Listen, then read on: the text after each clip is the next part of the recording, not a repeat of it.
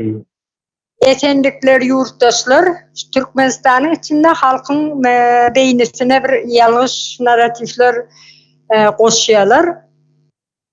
Cenanlar ne için yurttaşına çıktı, Türkiye gitti. Şu arada biz depleşik etmekçi. Söz alacak var mı?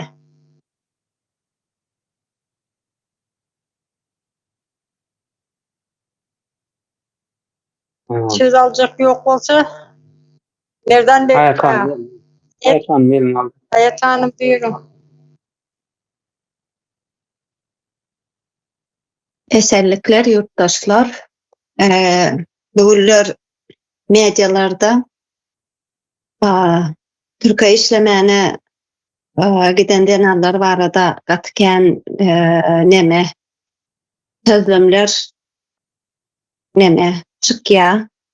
Mesela öňeme bar bu nemeler, bu naratifler hani Türkiye'den denanlar, Türkiye'den hani Türkiye er tapmak gitýärler.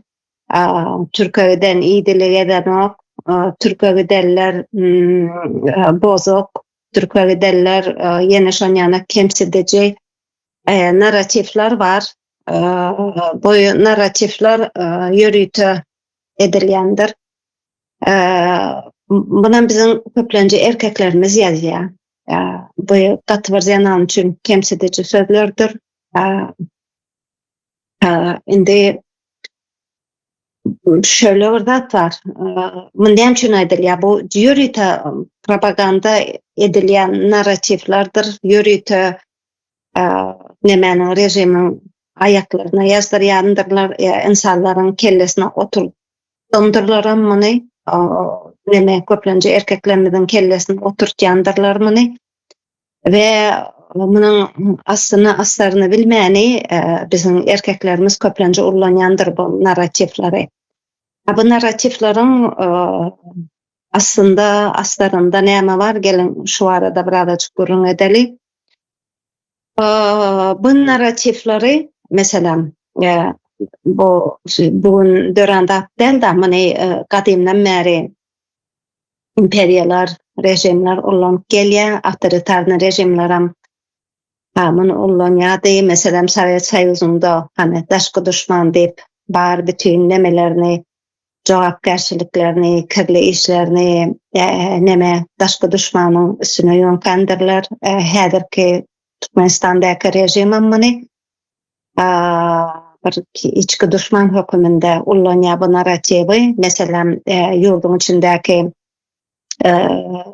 çoňur bir katastrofik bir krizisin üstünü kapatıp ve jogapkärçiligi ýanalaryň üstüne atmakdyr bu. Muny biraz giňirek açsak, birinji bilen näme üçin janalarymyz näme üçin daşary ýurda çykýar birinji bilen. Muny aýdan wagtyň köpüsi diýär ki, näme diňe türkmenmi daşary ýurda çykýan? Bütün nemeler ýurtdan ilaty daşary ýurda gidip işläp adet gedip berler diýär. Hawa bu dogrudur. Bu nemedir? Hemme ýurtda da bardyr. Daşary ýurda gidip işleýän ýöne şu ýerde bir nüans bardyr. Munyň möçberi gaty önemlidir. Bir ýurtdan 3-5% adam daşary ýurda, başga ýurtda tejribe almak üçin, başga ýurtda işläp görmek üçin nemetýändir, gitýändir. Bu bir normal bir zatdyr. Bu bir maňa ekonomik mobilnost diýilýändir ýurtlaryň. Emma bir ýurtdan 70 göterim adam daşary ýurda çykan wagty, hatda owalarymyzda jynazany galdyrmaga adam tapylmajak derejede owalar boşak kalıp, ulu bir möçberde daşara adamlar göç etýän bolsa, bu anormal zatdyr. Bu bir ekonomik, sosial, siyasi bir katastrofadyr. Ve munyň üstüni örtmek üçin o jogapkärçiligi biriniň üstüne ýüklemeli, munam jenarlaryň üstüne ýükleýändirler. Jenarlar näme üçin daşary ýurda göç etýärler? Maşgalalaryny, enatasyny, çağalaryny taşlap näme üçin? Ýyllarja daşarda agyr gara işlerde işleme üçün ne için göç edýärler. Meselem alanın yurdun içine. Hemme bilýän, men buna aýda oturmak gerek gel. Her bir türkmen yurdun içindäki ýagdaýy bilýändir. Yurdun içinde birinciden iş yok. Ekonomik bir krizis var. Doğru değil mi? Var işlerde de ortaca aylık 50-60 dollardır. Bu Türkmen manadyna geçiren wagtymız näçe bolýar? 1000 manat, 1000 manat bolýar. Indi şu ýerde ýekaja bir dada aýtjak, etin kilesi her gün biri fişini alıp koyupdur. Marketin bir fişini alıp koyupdur. 1 kilo et 185 manat. Bir 4 adamlık maşgalada sağlıklı et yemek üçün, et yemesen adam sağlıklı olmaya, protein gerektir adama. Maşgalada ortaça alanmaktan yok diyeninde, yok, iyin pesdiyende 10 kilo et, bir ayda 4 adamlık diyeli, enesi, atası, 2 tane okuçu var diyeli çağatı. İyin olmanda 10 kilo et yemelidir. 10 kilo etin 185 manattan neçe bolýar? Ha gitti bir aylık. Etin daşında bu adamlar meyve yemeli, sebze yemeli, çağların giyindirmeli, nemäňe derman gerektir. Kendat gerek adam gigiyena için gerektir. Munun için näme etmeli? Adamlar bugün et alanak. Sebebi et adamlar için artık lüks olup başladı. Bir Türkmenistan eti bol yiyen bir yurt. Bir 4. yerde hani öz ağızları bilen, rejimin ağzı bilen aýtýanak 4. yerde gaz zenginligi, hani tebii resurslar boýunça 4. yerde bir zengin yurt. Bugün et alma gücü ýetenok. 70% yurdun daşında. Yurdun içinde 2 kurs valuta. Yurdun içinde şöyle sıralasak sosyal taýdan iş yok. İşleyecek bolsaň iş tapılmaya, öz işini açıp bolmaya, bazar iktisadiyeti yok. Umuman hiç hili şert yok ayakta durmak için. İşap bir yerden kazanmasan, bir yerden pul gelmese, sen başkalarını ne edip ayakta tutmalı. Tutup olmayara. Ekonomik taýdan hiç hili neme yok. Ayakta durar ýanak şertler yok. Sosyal taýdan sen işini, işsiz kalan vaktin seni ayakta tutacak hiç hili sosyal üçüncülük yok. Ölsen ölüp kal. Hiç kimin buna da değil. Siyasi taraftan sen gidip menin maşgalam, menin çağalam acı ölüye, men iş yok, pul kazanıp bilemok, men nädip gün görmeli, nädip ayakta durmalı, men nädip yaşam mücadelesini bermeli deyip sen hakkına aranmaktık. Baskı yiyansın ya basılyansın. Adalet yok yurdun içinde. Ve bu hiçbir şerti olmayan ne siyasi adalet yok, ne sosyal, ne ekonomik taýdan hiçbir şertlerin yok yurdunda. Ne edip yaşamalı? Ayallar çağlarını bakmak için ne etmeli olya? Mecburi ýagdaýda yurdun daşına çıkmalı olya. Mecburi bir göç. Yurt daşına çıktılar. Ayallar näme işlerde işleýärler? Daşar yurtda. Ağır, gara işlerde, ağır işlerde. Öýde işleýän denallar 7-20. Eştilýärmi sesim? Gelip dur. Sesim. İşleýän işleri ağır işlerde. Ketel garaýarlar, çağa garaýarlar, temizlik işleri, fabrikalarda, zavodlarda, fabrikalarda işleýärler. 10-12 saat öýde işleýän denallarga ýagdaýlary has erbet hem psikiçiski hem fiziçiski baskynyň aşagynda edilýär berdi ayallar.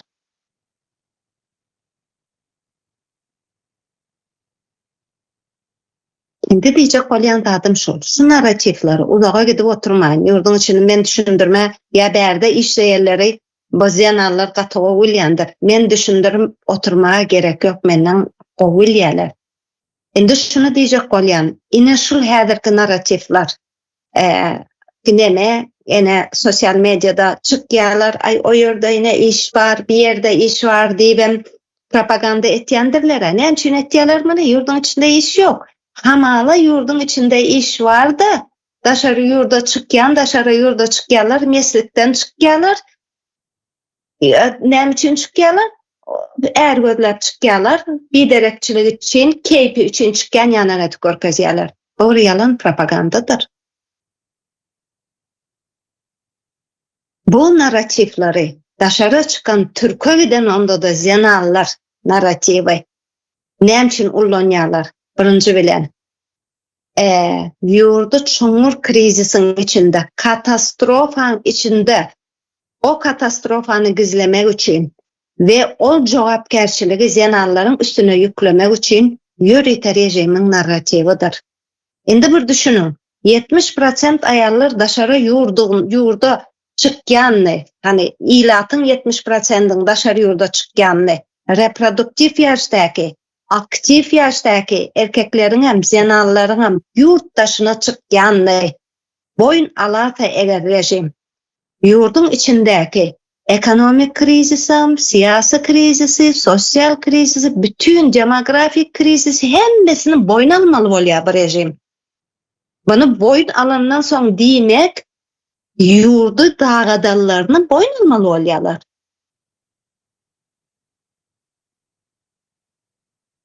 Amany boyun almaýar. Şonuň üçin onu boyun almassyzlyk üçin bu jogapkärçiligi zyanallyň boynuna ýükleýärler. Bir. Ikinci, daşary ýurtda işleyen, öz pulunu kazanyan, bagymsyz bir zyanan bir rejim üçin howpdyr. Bu zyanany kontrol altyna almalydyr. Ve manam kontrol altyna näde alýarlar? Utanç instrumentini, utandyrmak, kemsetmek gural vardır, ýörite, utandyrma guraly. Utandyrmak bilen ve bizim erkeklerin elleri bilen etýändirler muny. Ýörite erkeklerin elleri bilen bizim zyanallarymyň üstünden şu basgyny etýändirler. Üçüncüden hem erkeklerin ağzını açıp bilmez yana. Siz namuslu bolanyňyzy, öz aýalyňyzy, uyalaryňyzy, gyzlaryňyzy eýgererdiňiz diýe. Ağzıňyzy açmaň diýe. Doğru değil mi? Ve öz aýallarynyň üstünden baskı oluşturmak üçin, basmak üçin edil ine şu narrativleri ullanýarlar ve erkekleri zyanallara düşman edýärler. Erkek ve zyanan bir ýerini ip durandyrsa, basyp. Bunun farkyna barın. Gaderli erkekler. Hawa yurtdaşyna çıkıp her yurtdaşyna çıkıp işleyen nemeler vardır. Adamlar, migrantlar vardır.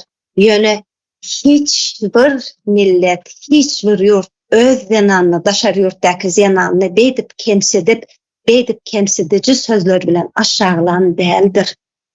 Adyrly erkekler. Mesela mine Filipinler var. Filipinlerde daşary ýurda, ine ýakyn günde gora gidip işleýärler Filipin aýallary.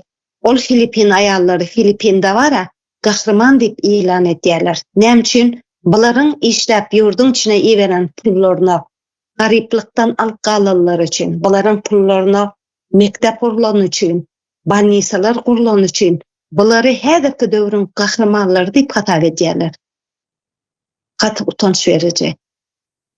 Bizim erkeklerimiz üçin. Ýöne kän düşünýän erkeklerim var. Ýöne parkyna varmak üçin bu zatlary biz size aýtyp berýär. Bir toplumda, bir cemiyette, bir yurtta eger zyanan ayak asty alınýan bolsa, o toplum hiçem güllemeýär.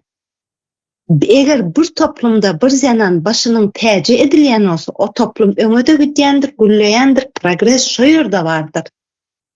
Şoň üçin gaderli erkeklerimiz, zyanalaryňyzy bugün Türkmen millet kökünde bar bolýan bolsa, biz muny aýallarymyza, zyanalaryna boşluduruz. Ve şunun bilen gotorasym gelýär sözümi, siz Türkiye devletinde, daşary ýurtda bir Alzheimer keselliğini 7-24 dem almaktan garamak nämedigini bilýäňizmi? Gaderli ağalar, gaderli erkek dogallar, ecelerinize, uyarlarınızı, ayarlarınıza daşar yurtta işlep beren can eden vaktınız mıdama pul sorap durmanda arasında da nähili şertlerde işleýärler. Ýagdaýlary nähili? Şonu soramanym unutma. Sağ olun.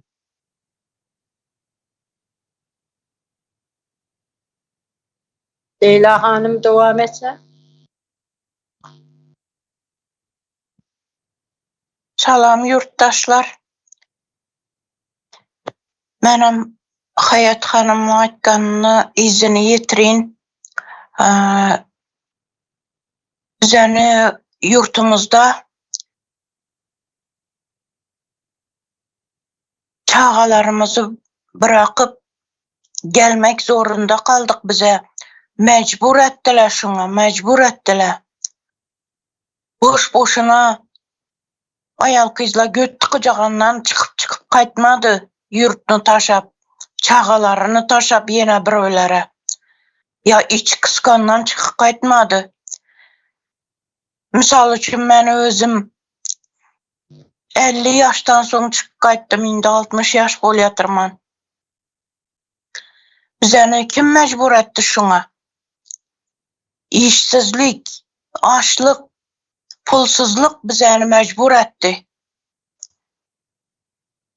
Çağalarımızı karnı doyup bir okat yese boldu. Ya aytgan Hayat Hanım aytganyndy et yeseler bir sağlam yürseler boldu dep $100 berseler hem işlimen dep çıkıp kayttım ben yurtumuzdan. Özüm ilven etmen. Bizlere ýaňy içimiz kıskandan çıkıp kaytganymız yok. O tohmet atmaklaryny koysun bu erkeklerimize. Özleri yaxşı biledi. Görüp oturtdylar. Ayal kızla neçik ýagdaýda ýürgenini yurtumuzda. Hali yaxşı bize çıkıp kaytmamız çıkmaganlaram ba, yaş kızla ba, şulara işini toğup bersinler. Dep maskaralap oturynçaly. Bu yurttan çıkıp kaytganlany arasında şu çıkıp durgan erkekimizi nelerden ba, karındaş dogallardan bardır. Diňe bize emesdir. Yurtumuzu içinde ana bir jenanımız, karry mama ne çöplep, baklaşka çöplep yürüpdi biçara. Şuna kim mecbur et koyupdu şunu? Bu rejim mecbur etti. Sebebi karnı doyup nahar yep bilmidi şu zenanımız, enemiz. Ene bir karry ene 70-80 yaşına bargan. Koltukunda arkasında ne? Halta. İçine boş baklaşkelene çöplep salıp yürüpdi. Şu ýagdaýa getirdi bula. Sebebi bu zenanımızı, şu eneni pensiyası yetmeydi özüne. Çağalarına netmek, zat alıp vermek beyakta dursun, özüne yetmeydi. Özüne. Sebebi 150 mat mı? Indi bilinmenem şakny pulunudan, Türkmenli pulunu, no, 1000 yarım diýdilermi? 1000 yarım bolsa 300 manat demiler şundy içi pensiya beredi. 300 manat pensiyage nişet gün görsinler. Ana Hayat Hanım'ın aýtganyndan doğrudanam 850 manat 1 kilo etini pulu. Yarısından köpüsü gitti. Hasaplap görsen pensiyasını yarısından köpüsü gitti 1 kilo ete. Bir ayına mı şu 1 kilo et? Onun yanında birinci almalı, un almalı, yağ almalı, kerçke piyaz almalı. Yine şu hala getirdiler bizeni. Şunun için bize çıkıp kayttık. Bire kıdır gelmedik. Kimlerdir 14-15 yıldan beri Azamir hastasını bakadılar. ayal kızlarımız gecesine uxlamaydılar. Indi uzakka gitmekim gerekmedi Bahar Hanım. Gecesi bilen uxlamaydı. Şu Azamir hastasını bakadı. Onun yüzünde yürümekne özü bu muydu? Azamir hastası demek bize yakta cillihana cilli demek. Cillihanada işlegenler var. Bizden aramızda şula aytadı. Gecesine de uxlamaydı bu cilliler. Yeniden ne dedilerden özünü zıncak boladı, özünü öldürüp koymasın da bizim de yürüyümüz dediler. Gecesi bilen. Ana şundan bizeni işlerimize. Bir gene Bahar Hanım'ı kemez. Bizeni kem onları idillemez. Melike Hanım'ı kem şundan. Birden şundan kıyın işlere gelip işlimiz. Çağalarımızı karnını doydurmak için, üstünü bütün etmek için. O sınavına bizeni yurtumuzda yine bir öyle aytıp çıkadı. Falan yurtta falan diye iş var. Getemem desenizle şundan Ömer bilen havarlaşınlar. Alimin zavut var, yine bir zavut açılıp duruptu, gelinler şuna. Havarlaşınlar. Yaxşı, benim şu alimin zavut açılayadır çerçevede dediler. Benim şuna bir telefon ettirip gördüm. Oğluma, sen bir telefon et görüşakta iş varmış desem, dolup demiş eyyam dedi. Ana, eyyam dolup da onun olsun reklama etedi. O sıram başka yurtlardan iş paylaşadılar, falan yurtta falan diye iş var, getemem desenizle haberleşinle, olsun barsan $2200 depti Belarusya'ya gitmeke.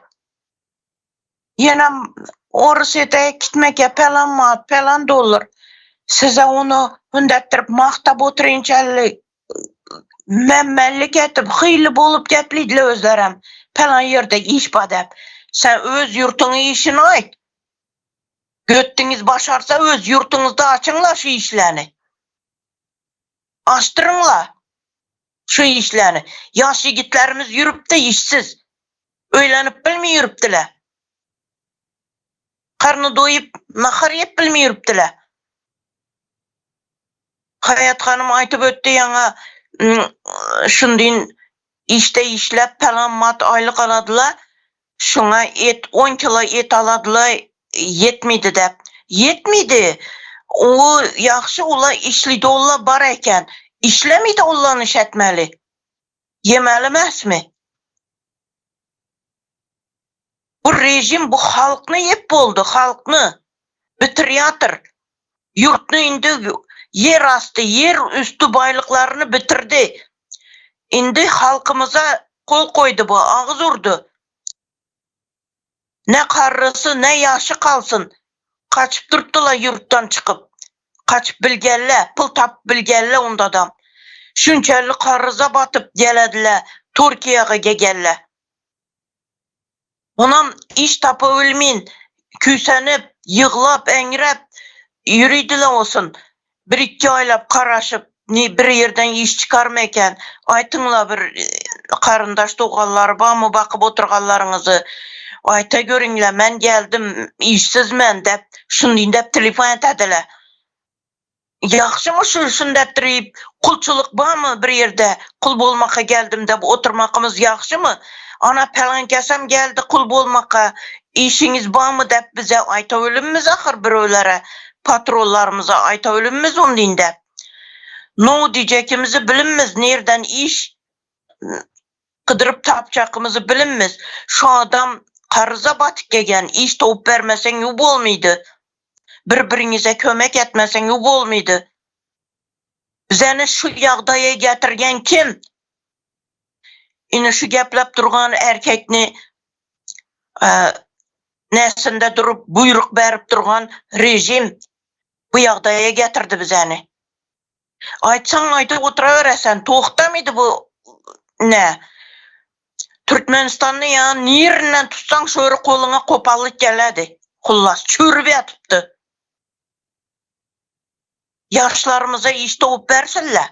Şulanı talep etinlemin dettirip ayal kızlarımız başka yerlere gitti ere barmak dep oturunca ere bar birpmele ya bir başka iş atı birpmele sizden nereden bilesizler? Özleriniz bayakı yağı oğurluk etip dün görüp yürüslerden halkını hakkını yep. Yine bizlere erkeklerini karşı çıkarasılar. Buldu yeter artık. Yurtumuzu tazadan kurmalımız. Parlament etmelimiz bize. Parlament cumhuriyetini kurmalımız. Taza Türkmenistanımızı kurmalımız. Yeter. Ayal kızlarımız hem yerine gelir. Erkeklerimiz hem yerine gelir. Yurtumuzu içine gelirler. İşlerle. Öz çağalarını özleri bakar. Biröve baktırıp koymazlar. Birölerini nesine kazanına karatıp koymazlar. Sağ bolun. Şulanı aytın devedim. Sağ bolun söz bergeniniz üçün. Kardeşler.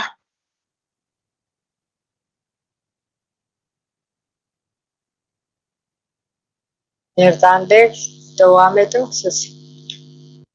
Öyle. Leyla Pascal Aydın yorumlarınız için esenlikler olabilir. İçeriz kardeşler. Niştada halkımıza yani ait kesinlikle narratif oturacak yani Türkiye'ye giden zenanlar bozulyamışsınlar, beytyamışsın diye benştürüştürü öyle adamlarla deme yazıp yerler bunların ortaya çıkıp gepler tutulur da şimdi bir kökünden aydalımının diğer tarafından hiç kurtturayım. Bu ırkı gabayının ya da içeride Muhammedi bölünü atlandırayan halkta yaklap bölün anonim özünü görkezmeyen kaçıp bölün demeler vardır. Adamcıklar vardır. Önce onların işi ve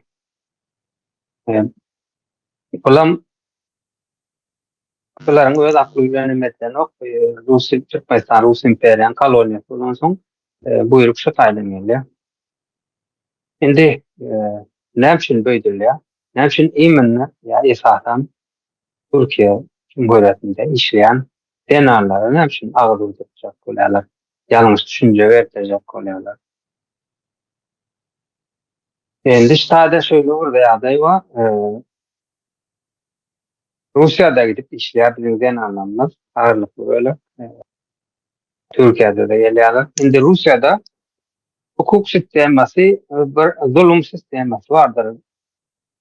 Edil Türkmenistan yani erkinlik yok. Sen kazansın etken siyasete koşulan yok. Erkinliğin elinden alınan vakti. Sesin çıkaran yok. Türme avasalı, bahtiyalı. Sonun alır hukuk sistemi var da hataydı. Ön partiyanın ağırlığı olan orada şu adam hükümeti görkezen adamların ağırlığı var. Yani halkın nimetinde hiç iyi. Hukuk işleyen o halkın tarafına. Türkmenistan'ın sonuna indi. Türkmenistan'dan Rusya'ya giden zenanlar siyasete koşulmanı, erkinlik näme zenan hakkı, maskala hakkı, bir toprak eyesi näme. Şu zatları öwrünjek malları yok. Dine işler gelýärler. Türkiye Cumhuriyeti'ne gelenden ama Rusya'da internet yapıp hemme bilgi bar, görüş sistemi näme diýileni öwrenýärler. Ondan soň ýurduna dolan paranda ýa-ni Türkiye Cumhuriyeti'nde işleyen zenanlar bir täze düşünje, täze pikirler bilen içerik barýarlar. Buna da ağırlıklı böyle her hocalıktan diğerine bir zenanımız yurttaşında birinin kayıp, birinin eceti, birinin mamalı, daydası. Ondan sonra bu tutuş yurdu kaplaya da her hocalıkta bir zenan fikrin düşüncelerini ütkötüp gelse şu taydaki öz öyünün düşüncesini ütkötüp ya. Şimdi bu tayda yanında erkek bağır olsa yani adam sual onun düşüncesini ütkötüp ya o zenan olsam bir neçeden çağırsan mı dünyaya getiren çağırlar var. Onların hem düşüncesini ütkötüp ya. Çağalar diýmek näme diýmek? Gelecek diýmek. Mektepde senin çağalaryny yalakalyga prezident diýip görkezlen bir zada kasam iştirip diýendir. Ara zulm görkezdiler, öwrenişdirjek bolarlar. Ejesem ýurtdaşyndan ýani Türkiýe Cumhuriyetinden gelip erkinlik näme diýeni, hukuk näme diýeni, hak näme diýeni çağalaryna meselem 3-4 çağa wagt öwrenip dursa, ýa-ni bu gelecekde meselem 5 ýyldan 10 ýyldan koloniýanyň öňüni almak, ýa koloniýadan çykmak, erkinlige çykmak prosesi ýörep başlaýar şoňa. Şoň üçin zenanlara esasen şu Türkiýede işleýän zenanlara aýrymlyk berýändirler. Indi muny näde berýärler? Dädem basylanda, benim dädem basylanda şu taýda sülçü näme diýipdir? Abdurrahman bolşýal aýdyber. Biz adam bakýar. Şöý diýipdir da diýmek, biz sizi urukturýar. Bizi hemme zatdan habarymyz bar. Sen ýanyňda, sen eliňe zat kaldy diýip dädem bakýarlar da. Bizim şol zat kanam iýeren adamam özleri. Ýani biz hemme zady biz gurunoduk diýdik şol bir adam bakýar diýdik. Ýani İngilizce bolan adam Türkmenistan zahil goýulan ýurt erkekleriniň nähil pikirçilerini bilýärler, anons meselesini nähil bilýärler. Ondan soň bulara nähili naratif öwretmeli. Zenanyň düşünjesi gelen zenanyň öňüni nädip kesmeli ýa. Ýanda erkek bilen kim meselem adamsy, erkek de ony hakkaty ýa bilemok daýsy bolarmy? Şolara öwretýärler.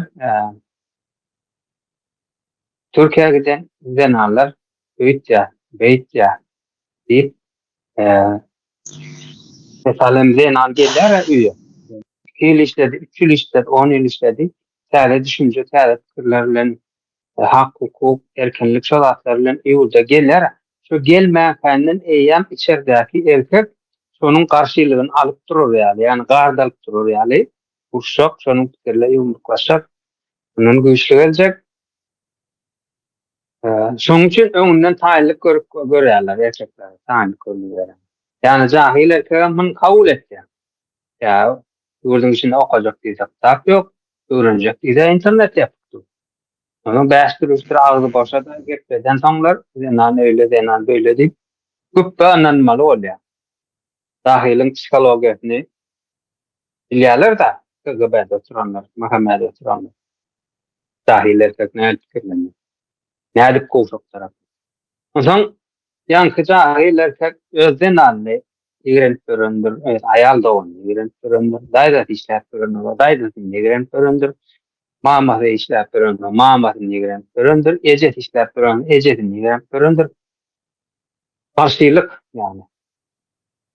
Näme üçin bu beýtýärler diýilende, bir maskala, bir çukura tüýküren bolsa diýerlerden, mençe bir pikire, bir düşünje eýerýän bolsa, diýmek şol kiçijik döwletdir. Ýani guruluşlar işläp duran döwlet diýmekdir.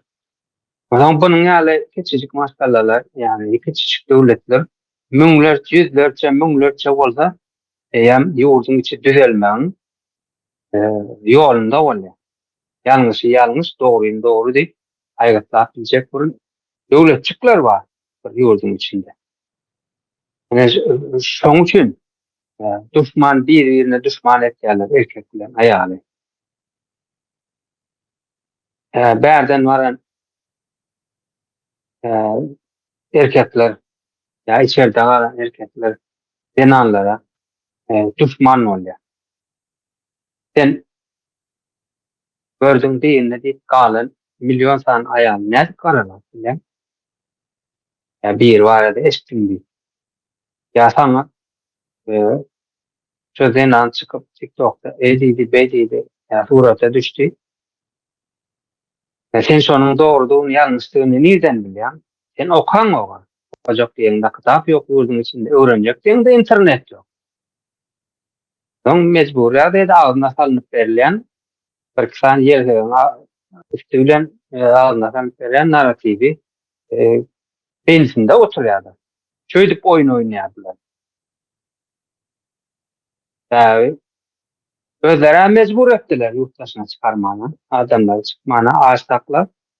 Indi sonun öňüne almaktan informasyonu wayna diýilýär bana. Öz erkegi bilen öz aýalyny uçturýarlar. Informasyonu waynany alyp barýarlar. Şol gelecek täze düşünjeler, ütüş düşünjeler, rewolýusiony düşünjeler, ýani gelişen diýmek, rewolýusiony diýmek. Gelişen düşünjelerin öňüne almak üçin oyun oýnaýarlar şonuň ýaly. Şowr oýnaýarlar. Erkek bilen zenany garşydyrýar ýurdun içinde. Ondan näil oyun bolýar? Bäde erkek bilen zenany urşup görse, ýurdun meselesi ikinji plana, 300-nji plana galýar. Onun Türkmenistan koloniyeden çıkıp bilmez, şo öňküde reýs koýunja reýs bilen ýöräkli oturýar. Şonuň ýaly bola ýykylan Maskala instituty ýykyldy.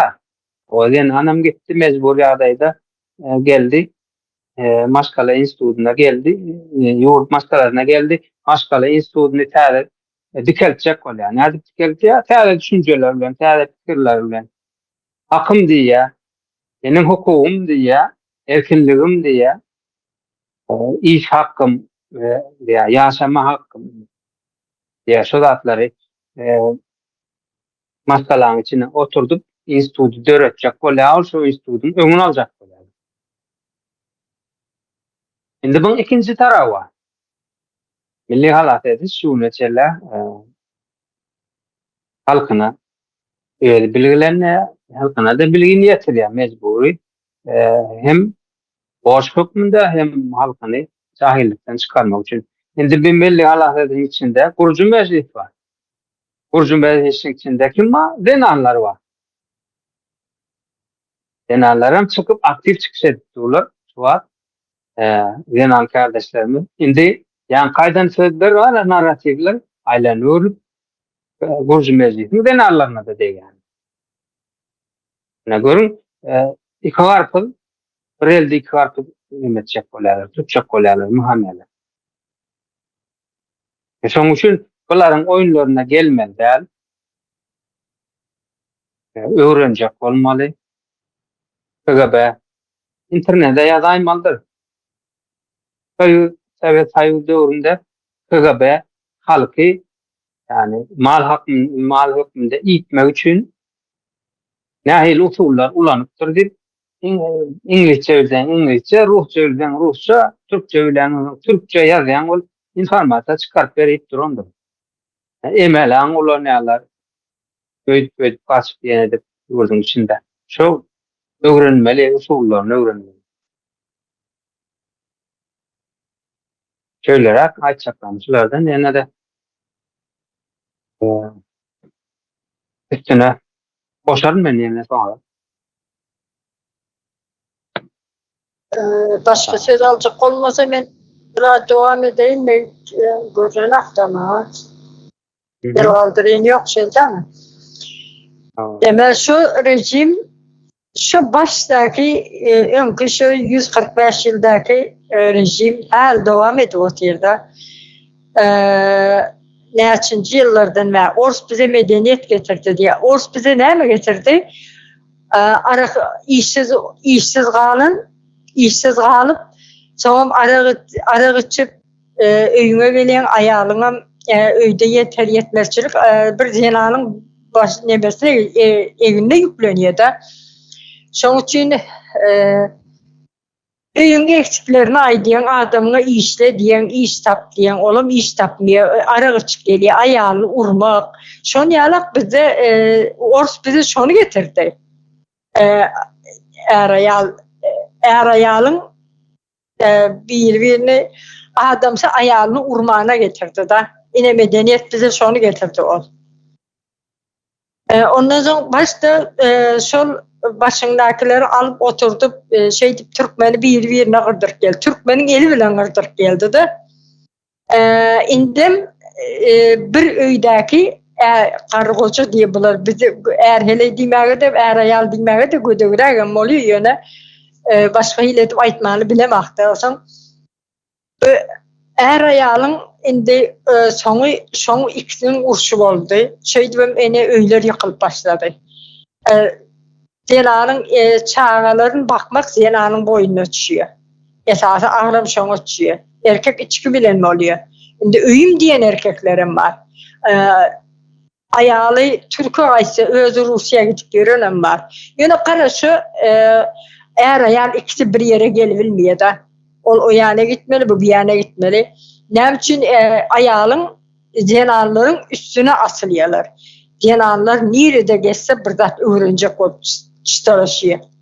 Ya da adamsı Türkmenistan'da kalsa ne için onu şun namusunu değer yalak edip dışarı yurtta sene içeride otursun ayalının dışarı yurtta gör neler etmiyorlar.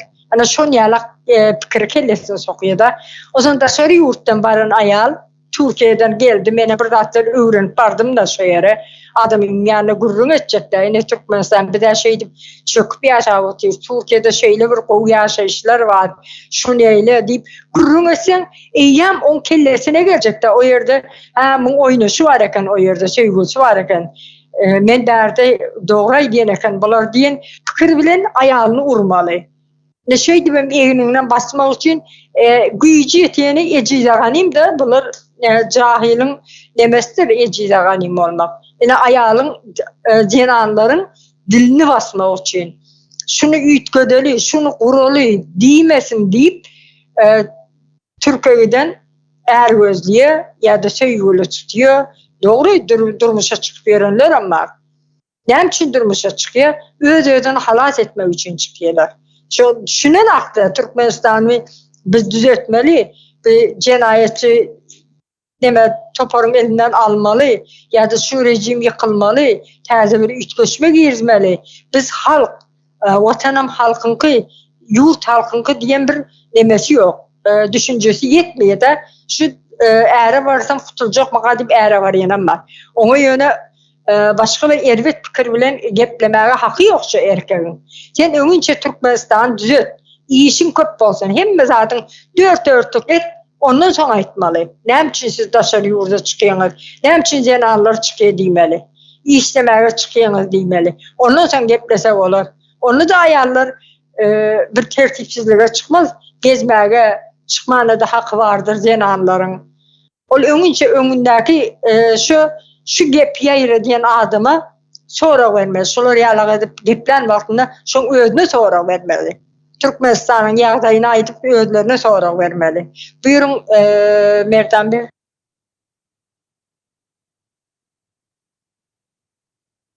O indi bir meselenin hem siyasi hem sosyolojik yani cemiyet tarafını verip görün. Şimdi den anlamlar garaşsız olduk nimetlik yalar ve den anlamlar yurttaşına çıkıp mecbur ettiler yurttaşına çıkıp işlemene vaat. Doğru değil mi? Şimdi şöyle bir aday var. Fırsatda bir geplavati Türkmenistan energetik korlarını oyunca dünyada dördüncü yerde diye sen bağ diye. Yani sen ne için kurdun içinde halkı den alırım. Son içinde ağırlık. Böyle yurttaşında kolşulu açık ya. Hiç gavat gelen nokta. İkisi dengelen nokta. Bundan sonra işli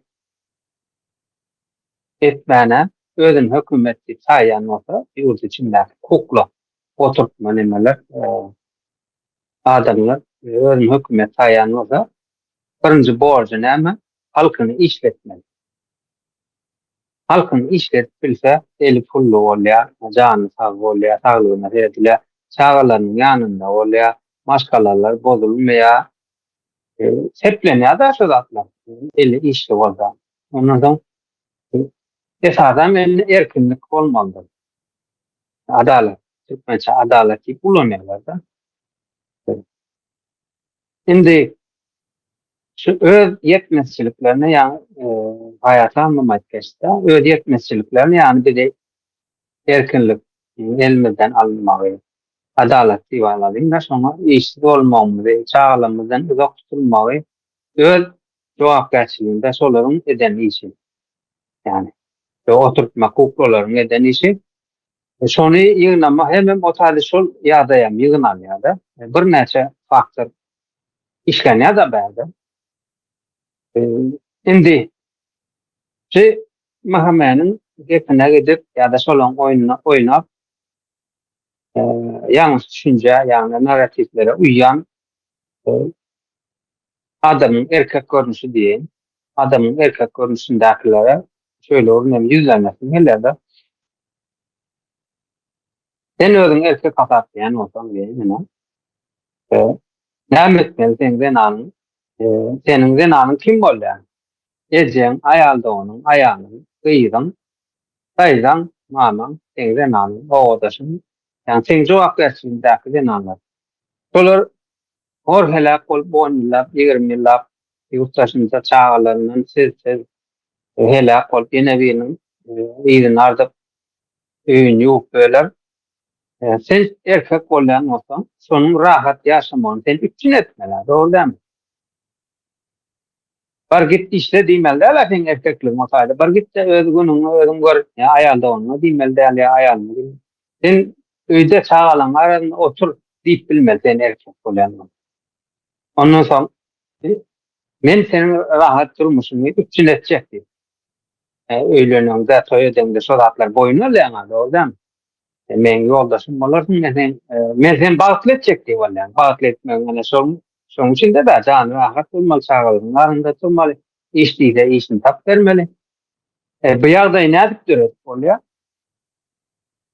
Ben ende özüm erkek adam diýen, nädip Türkiýe gitmedi döret bolan ony. Hukuk taşy gelen häkimet badyr şu wagtda. Serdar ondan oňa gurban boly, ondan orda aldar köse wady. Ýani tapanma. Ne şolaň hemmeti 90'den bäri näme da hukuk taşy gelen. Şolary aýryan Türk mahkemesiniň gurulmagyna kömek etdi. Parlamentariýan Leyla Hanım aýtdy, Leyla Hanım parlamentar sistemde işleyen Türk mahkemesini gurmaly. Şonda seniň ýakynyň, ýani seniň zenanyň ejeň aýalda onuň daýdan aýalyň gyýdyň ýurtdaşyna çykyp işlenmeýär. Siňe gelmäne gitdiler. Orada gider, oğdan yerler görmek üçin gitdiler. Sen şo şerti döretsen erkek bolan. Ana güýjüň ýetdi,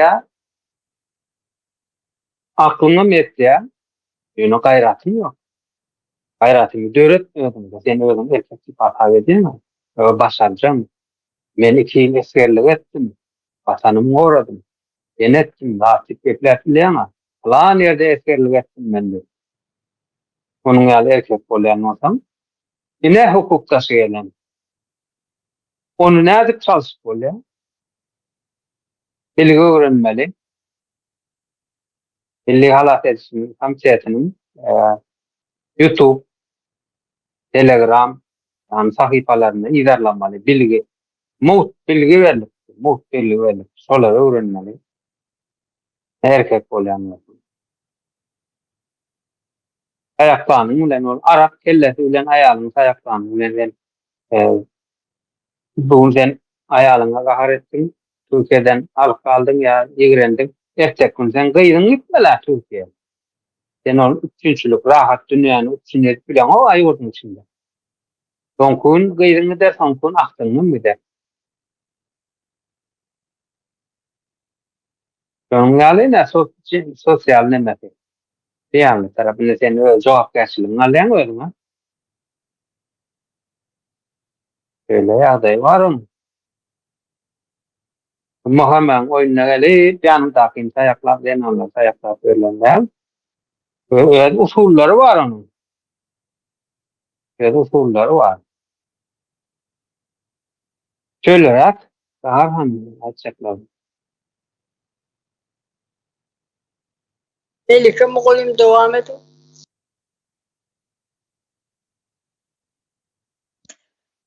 Sağ olun kardeşler, söz vereniňize şuat söz almana fursatym ýokdy häzir.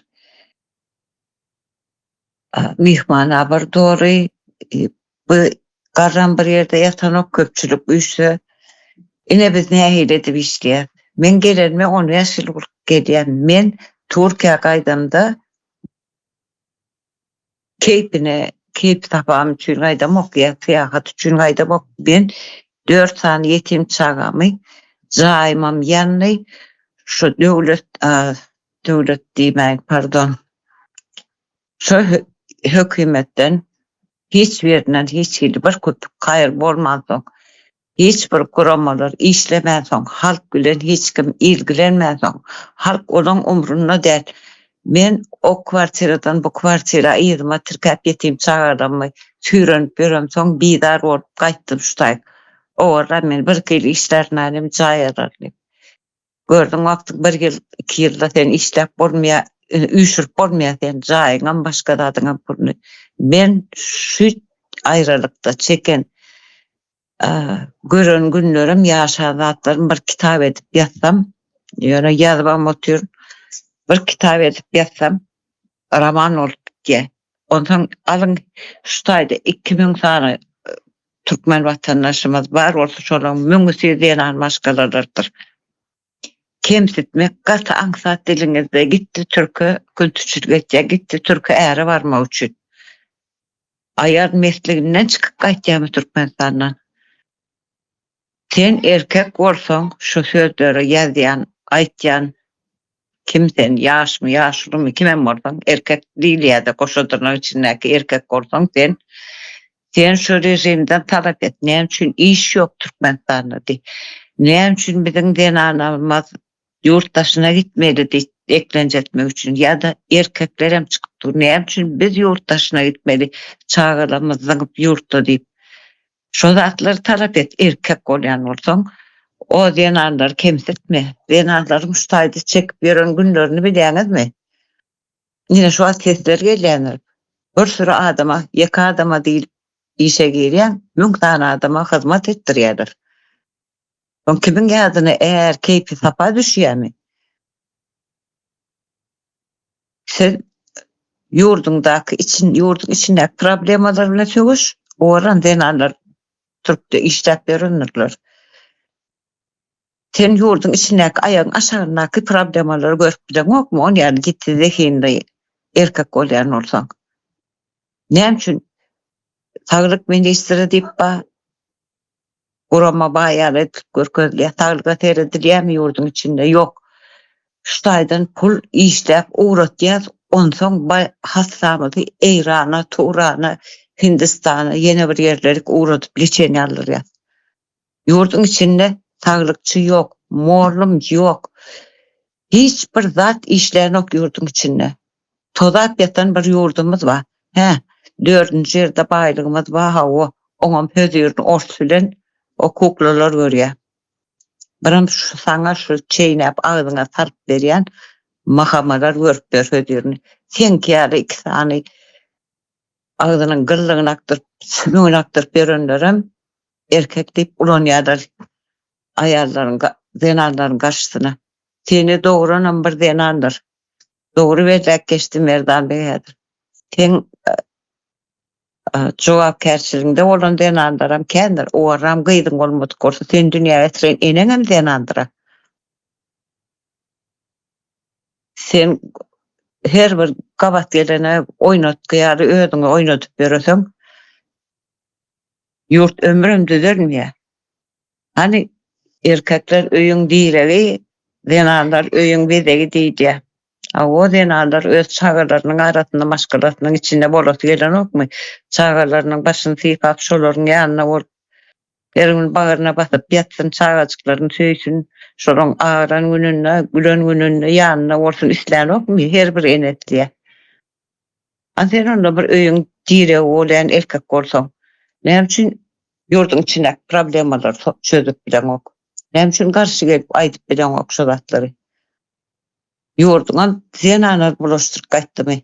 30 ýaşly bäri süýrenip berer.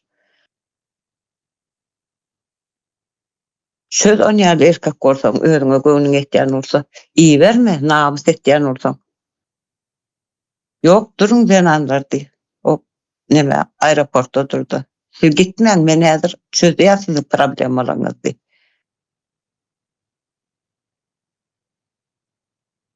Berdi, aňsat birini tökmedik planmış diýer ýaly. Ha, o goýberýärler mahamalar 3-4 tany nemäli bärik ahlaksyz nimeleri, zenandary, olara zenanım diýesin gelenok, özlerini TikTok'larda her hili video çekip goýýarlar da ondan şu 4 tanyň pohuna beýleklerem taýdyrjak bolup oturma. Şuýda bize 24 saat yetenok biz şonu keşke 48 saat edip bolmadymy kadýa. Bizim giýje uklamany günlük elimizde bir kese çaýymyzy içmäne gyzgyndygy bilen wagtymyz ýok. Eşek ýaly gulçulukda durýar. Arkasyndan hem sen ýalak bir burnu sümüklen gepini eşitýärmi? Sen garşyňa durjak şuýda müňden hem kän zenanlar bardyr ýurtdaşyny işläp berýärler. Çağlarına goşup bilinmeyen ölüp giden zenanlarımız var şuýda, gerinlenmez. Eneder, yatyr. Türkiýanyň mezarlıklarına cesedini ýurduna aşyryp bilinmedik zenanlarymız var. Nabız etýän ortak şolar üçin söwüşmelik gerek. Şolaň tarapyny tutupan bir agyz söz garşy tarap aýtmaly gerek. Ha, o Türkiýede bolsa gözümüz açıldı, kayan zatları öğrendik. Köp zatları aklımız yettiğini, şular ýaly yaşamaly, şular ýaly kanunlar var, bizde de bolsa şu kanunlar, hak hukuklar deyip, biz gat kayan zatı öğrendik o. Bu aýpmy, bu erwet zatmy. Gözümüz açıldı, biz şey deyip ýaşadýar eken o deyip, biz şulan ýaşaýyşyna amtylýar. Biz ýaşadykmy Türkmenistanyny?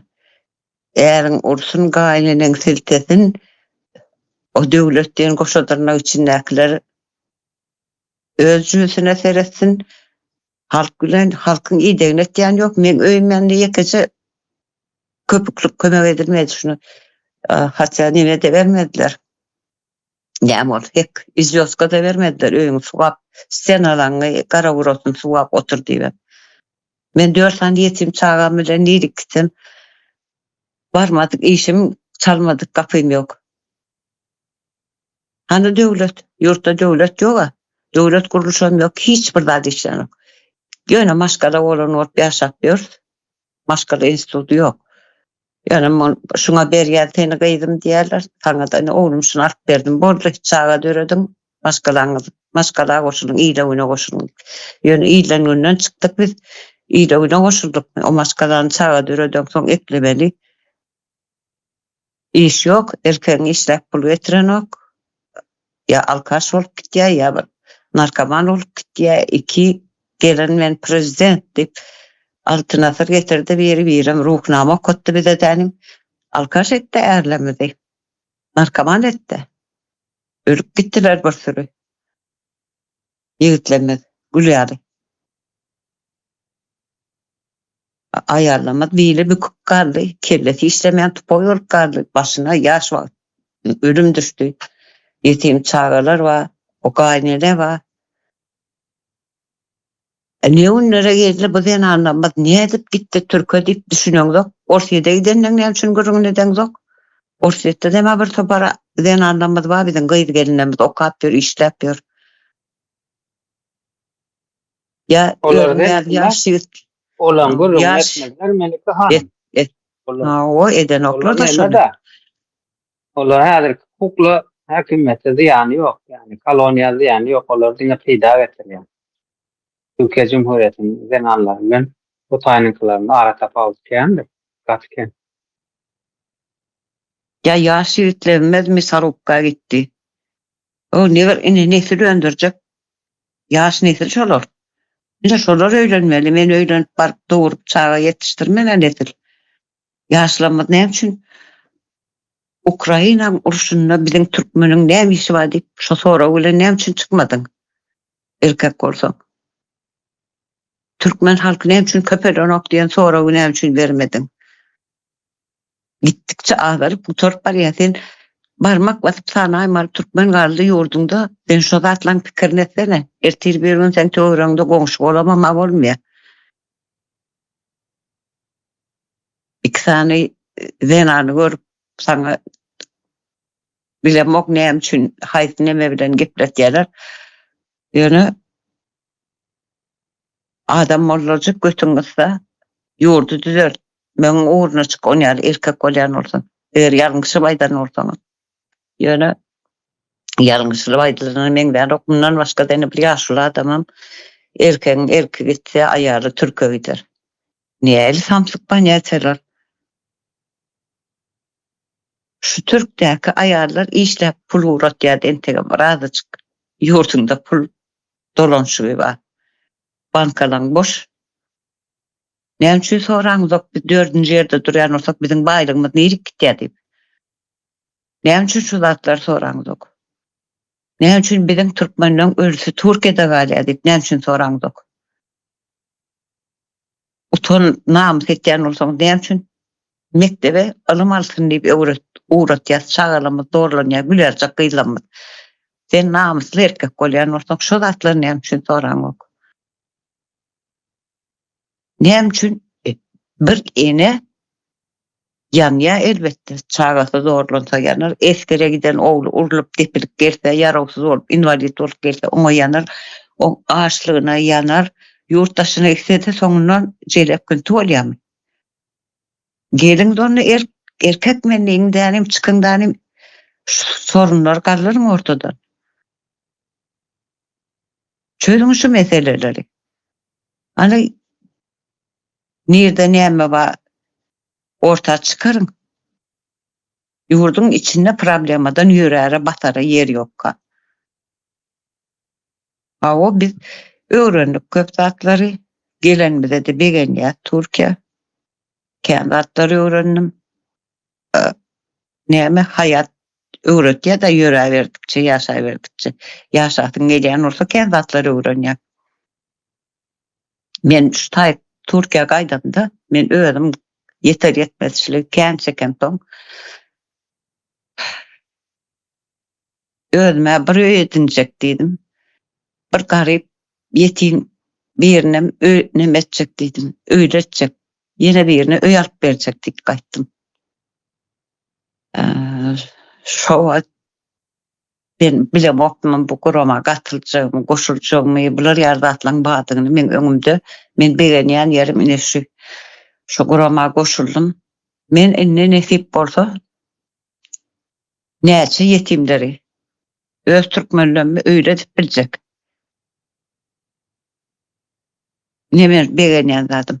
Bilek şu taýyk gelenler özüniň ihtiýarynyň badygylygyny erinden taýygyp bermeliler. Çağalaňy nädip tüýmeli, terbiýelemeli. Biz kän zatlary öwrendik. Biz çağalar doğurup taşlap gaýda bermedik. Biz ene günlük hyzmatda gijede ýorganyň aşagyna şulara bildirmän sesimizi çykarman içip ağrıýar. Biz çağajyklarymyzy göresimiz gelýär. Biz ýurdumuzy küýsýär. Biz topraklarymyzy göresimiz gelýär. Bize olar ýal kemsiz sözlerini zenanlara aýtmana hakyň ýok. O diýdirýänler hem olar öz ýakasyny iskasynlar. Ana bu nertir äkleden işler üçin hem jogap bermeli bolarlar. Şowa senem ýanyna durursyň. Zenanlar eýle-beýle diýenler. Entegem türkmen zenanlary urly başga zenanlara da gaty näme bäriniň nemeler aýtýar da biz işleýän ýerlerimizde siziň zenanlaryňyz näde näme diýe iş. Hiç bir işten kaçmaýarlar. Güýçlüsüňiz siz diýe, siz aýraçylykda ýörseňiz hem diýe özüňizi aýakda tutmada çalışýaňyz, bir ýerdegem aglap oturanyňyzy, eňräp oturanyňyzy görmedim diýe. Men aýtýan biz uryr uklan soň agyrýar. Ağlayatsam yine görüşüyatsam görüşümüzden dowam eder. Maksadımıza da yeter. Çok değerli söz alacaktım. Hiç fırsat yok. Yine şu şekilde işleyen. Ekranı açıp görkedaymesem şu şekilde işleyen. En goğusu belki benim işimdir. Mama öyden kaçıp gittiye kovalap bir yerlerden tutup getiriyen. Belki in gowy beň işimdir, in ýeňili beň işimdir. Her bir ýanan gürlese, her bir ene şu taýda işläp berenler gürlese, agdyndan ot çykýar, ýaryn çykýar. Näme keypine bärik bir syýahata, keyp tapa üçin geler ýerden Türkmenistanyňda meslik barmydy? Gaýtdyk. Türkmenistanyň ýurdun içine meslik bardy da biz keypine çykyp gaýtdykmy? İş bardy da gaýtdykmy? Biz çagaramyzdan bizar bolup gaýdamyz ok ya. Ojagymyzdan bizar bolup gaýdamyz ok. Biz ýurdumyzdan bizar bolamyz. Biz ýurdumyz üçin söwüşýät, görüşýät, gurursam täze jumhuriýetimizi dörsem nesip bolsa ýöne gorkan bolsaňyz dogry etjäňiz. Gorkun bizden. Gorkun. Bir akylly biriniň aýdan sözü dünýäni düzeltse eneler düzeldir diye. Enelerden gorkun. Öňüne de çykyjy bolmak.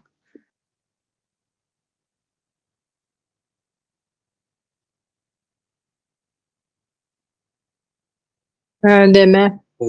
Merdan bey men sen wagtyň alaýyn.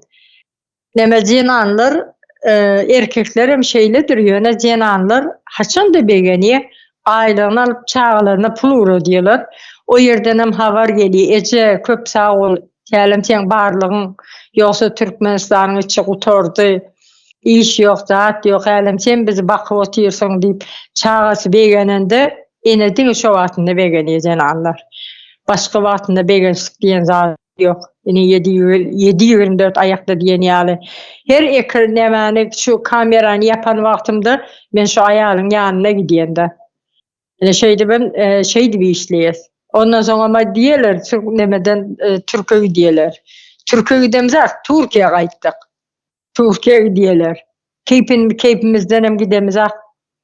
Şoň üçin hem ähli halk demetmeli. Biz bu täze Türkmenistany gurmasak itemya garyba diýip her özüni oňurmaýan jenanlara dil ýetirýär. Bilse jenanlaryň güýji bilen, gaýraty bilen aýakda dur. Şoňa men samsyklar biziň güýjimiz, gaýratymyz bilen aýakda dur. Ýöne şoňa akly ýetenek. Akly ýetýärdi. Demetjek bolýar da. Ýasama erkek, ýasama mertlik görkezjek bolýar. Buyurun dowam ediň Merdan bey. Doğru. Indi men neme deýin? Demlejek bolan dowam boldy programma. Sadece talap etmeli ýa-da ýurdun içinde mesele käm. Nähil mesele? Meselem soğuk var. Elektrik soğuk yok, kırgın ovalı. Kışyalda ýene gaz yok, iş yok, adalet yok, ekin yok, suwumuz yok, yani mesele käm. Şeklimiz problemi ovamız. Türkmenistan'daki yurttaşlardan diňe bir tan talap bolmaly. So elektrik soğum yok, gazım yok, onun ýalatlar däl. Hukukdaşı gelen nädir ki oturdulan häkimet aýrylmaly.